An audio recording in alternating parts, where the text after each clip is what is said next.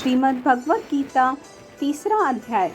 अर्जुन ने पूछा, हे जनार्दन, यदि आपके तप से कर्म से बुद्धि श्रेष्ठ है तो केशव मुझे इस घोर कर्म में क्यों लगाते हो? इन मिले हुए वचनों से आप मेरी बुद्धि को भ्रम में डाल रहे हैं। निश्चय करके मुझे बताइए जिससे मैं कल्याण को प्राप्त हो। श्री कृष्ण बोले, हे निष्पाप अर्जुन, मैं पहले समझा चुका हूँ कि इस लोक में दो प्रकार की निष्ठा कही है। एक तो सांख्य वालों का ज्ञान योग और दूसरा योगियों का कर्म योग। कर्मों को प्रारंभ न करने से ही कोई निष्कर्म नहीं कहलाता और कर्मों का त्याग करके संन्यास करने से किसी को सिद्धि नहीं मिल जाती। मनुष्य क्षण भर भी कर्म किए बगैर नहीं रह सकता। प्रकृति के गुण ही सब मनुष्यों को कुछ न कुछ कर्म करने में लगाते हैं। जो अज्ञानी कर्मेंद्रियों को रोककर आत्मचिंतन करने के बहाने विषयों की चिंता करता है, वह पाखंडी मिथ्याचारी कहलाता है। हे अर्जुन, जो इंद्रियों को मन से दमन कर और विषयों में प्रवृत्त न होने देकर उनसे कार्य लेता है, वह कर्म योग का अभ्यास कहलाता है और श्रेष्ठ कहलाता है। अपने धर्म के अनुसार नियमित कर्म करो, क्योंकि कर्म न करने से कर्म को करना अच्छा है। बिना कर्म किए तुम्हारे शरीर का निर्वाह नहीं हो सकता। हे कौन्तेय, यज्ञ के निमित्त किए जाने वाले कर्मों को छोड़कर जितने कर्म हैं उनके करने से मनुष्य को बंधन होता है। इसलिए तुम फल की इच्छा त्याग कर यज्ञ के लिए कर्म करो। सृष्टि के आरंभ काल में ब्रह्मा जी ने यज्ञ सहित प्रजा को उत्पन्न कर प्रजा से कहा था, यज्ञादि कर्म करके वृद्धि को प्राप्त होगे। यही सब कर्म तुम्हारे निमित्त कामधेनु होंगे। इस यज्ञ से तुम देवताओं को संतुष्ट करते रहो और देवता भी तुमको संतुष्ट करते रहेंगे। इस प्रकार परस्पर बर्ताव करते हुए तुम और देवता कल्याण को प्राप्त हो। यज्ञ आदि कर्मों से प्रसन्न होकर देवता तुमको इच्छित सुख की सामग्रियां देंगे, परंतु उनके दिए हुए दान को जो बिना उनका भोग लगाए ग्रहण करता है वह चोर है। पंच महायज्ञ करके जो शेष बचा हुआ भोग ग्रहण करते हैं वे सब पापों से मुक्त हो जाते हैं, और जो अपने निमित्त ही अन्न पकाते हैं वे पापी पुरुष पाप को ही भक्षण करते हैं। अन्न से ही प्राणियों की उत्पत्ति होती है। अन्न मेघ से उत्पन्न होता है।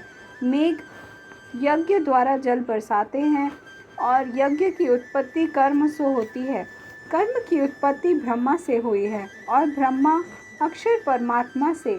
इस कारण सब पदार्थों में रहने वाला जो ब्रह्मा है वह सब यज्ञों में प्रस्तुत है।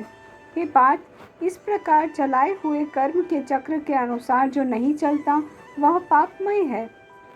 जो पुरुष आत्मा में ही रत रहता है और आत्मानंद अभिनव से तृप्त रहता है, उसे कुछ भी कार्य शेष नहीं।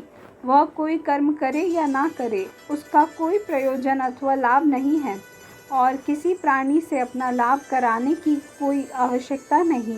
इसलिए तुम भी फल की प्राप्ति की इच्छा त्याग कर कर्तव्य पालन करते रहो, क्योंकि फल की इच्छा को त्याग कर कर्म करने वाला पुरुष मोक्ष को प्राप्त होता है। राजा जनक आदि ने भी कर्म सिद्धि पाई है। इसी प्रकार और लोक संग्रहण को देखते हुए भी तुमको कर्म करना उचित है। श्रेष्ठ पुरुष जिस जिस कर्म का आचरण करते हैं दूसरे मनुष्य उसी मार्ग पर चलते हैं, और जिसको प्रामाणिक मानता है उसी के अनुसार सब उत्तम मानते हैं। हे पार्थ, मुझको तीनों लोकों में कुछ भी कर्म शेष नहीं रहा और ना कोई अप्राप्त वस्तु प्राप्त करनी है, फिर भी मैं कर्म करता रहता हूँ। यदि हम ही आलस्य रहित होकर कर्मों को नहीं करेंगे तो मनुष्य हर प्रकार से हमारे ही पथ का अनुकरण करेंगे। जो मैं ही कर्म ना करूं तो सब लोग भी न करने से नष्ट हो जाएंगे। से मैं ही वर्ण शंकरों के उत्पन्न करने हेतु बनकर प्रजा को नष्ट करने वाला समझा जाऊंगा। जिस प्रकार अज्ञानी फल की इच्छा करके कर्म करता है, वैसे ही फल की इच्छा न करते हुए ज्ञानी को लोक शिक्षा की इच्छा करते हुए कर्म करना उचित है। कर्म में आसक्त ज्ञानियों की बुद्धि में ज्ञानी भेदभाव उत्पन्न न करें, परंतु आप स्वयं कर्म करता हुआ उससे भी प्रसन्नता पूर्वक कर्म करावें।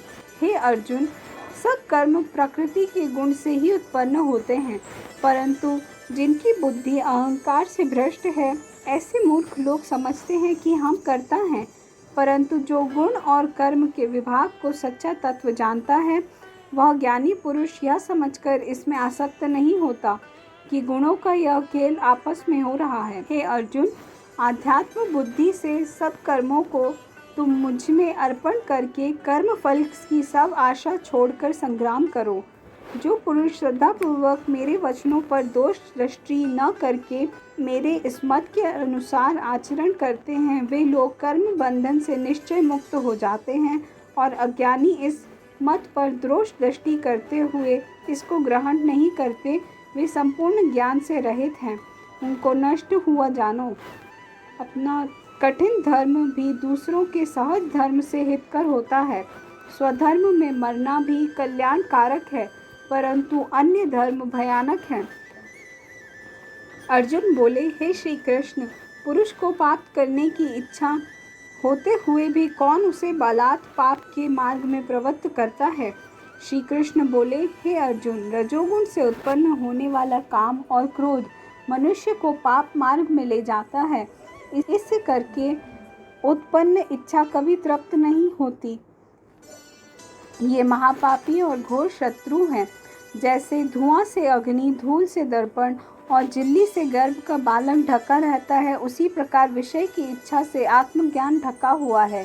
हे कुंती पुत्र, इस शत्रु काम को करके ज्ञानियों का ज्ञान आच्छादित हुआ है। इंद्रियां, मन और बुद्धि इस काम के आश्रय स्थान हैं। इनके सहारे विषयेच्छा ज्ञान को आच्छादित करके जीव को मोहित कर लेता है। इसलिए तुम सर्वप्रथम इंद्रियों को वश में करके ज्ञान और विज्ञान को नष्ट करने वाली इस पापी काम को जीतो। कहते हैं कि इंद्रियां प्रबल हैं और इंद्रियों से भी प्रबल मन है। इस प्रकार जो बुद्धि से परे हैं, उस आत्मा को जानकर निश्चयात्मक बुद्धि द्वारा मन को निश्चल करके, हे महाबाहो, तुम उस दुर्धर शत्रु काम को जीत लो। श्रीमद् भगवद गीता 3रा अध्याय समाप्त। धन्यवाद।